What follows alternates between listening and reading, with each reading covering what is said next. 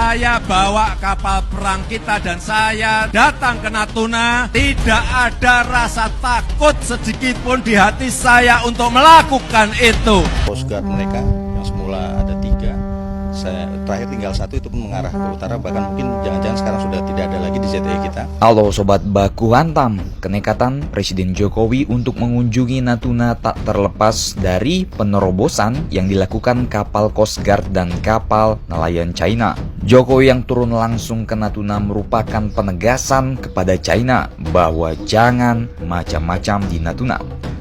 Bagaimana reaksi China terkait dengan keseriusan Indonesia dalam mempertahankan Laut Natuna? Tampaknya China sekarang sedikit mengalah dan melunak. Wah. Setiap maling curi kapalnya tembak tenggelamkan.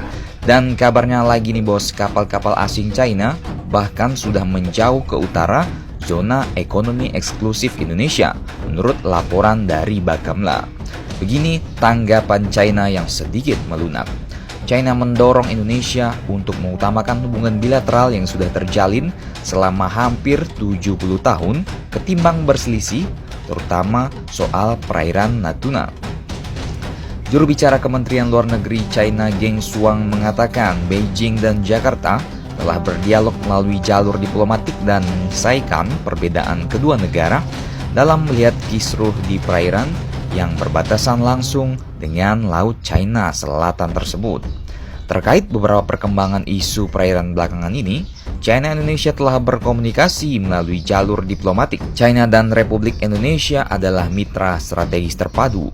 Persahabatan dan kerjasama di antara kami adalah yang utama, sementara perbedaan hanyalah percabangan, kata Geng Shuang dalam jumpa pers di Beijing. Pernyataan itu diutarakan Geng di saat relasi antara China dan Indonesia tengah merenggang, terutama setelah puluhan kapal ikan China menerobos masuk dan menangkap ikan ilegal di wilayah zona ekonomi eksklusif Indonesia di perairan Natuna.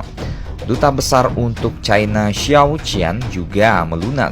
Duta Besar China ini mengibaratkan hubungan negeri tirai bambu dengan Indonesia dalam memandang masalah perairan Natuna Utara seperti teman baik yang sedang berbeda perspektif.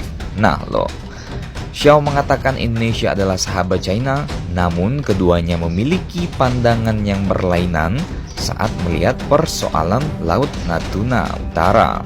Mudah-mudahan saja kapal-kapal asing China tersebut benar-benar pergi dari zona ekonomi eksklusif Indonesia ya bos. Setelah kedatangan Pak Jokowi, Jokowi pun menegaskan tidak ada tawar-menawar terhadap kedaulatan Indonesia terhadap wilayah Indonesia, termasuk wilayah Kepulauan Natuna yang diklaim China masuk dalam teritorialnya. Sepertinya kehadiran kepala negara bisa membuat China juga segan ya bos.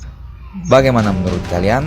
Apakah China ini benar-benar sahabat baku hantam Indonesia? Silakan komentar kalian di bawah. Terlihat siluet kapal perang. Radu, laksanakan peran tempur bahaya permukaan. Peran tempur bahaya permukaan. The strong will do what they can and the weak suffer what they must. Yang kuat akan berbuat sekehendaknya. Yang lemah harus menderita.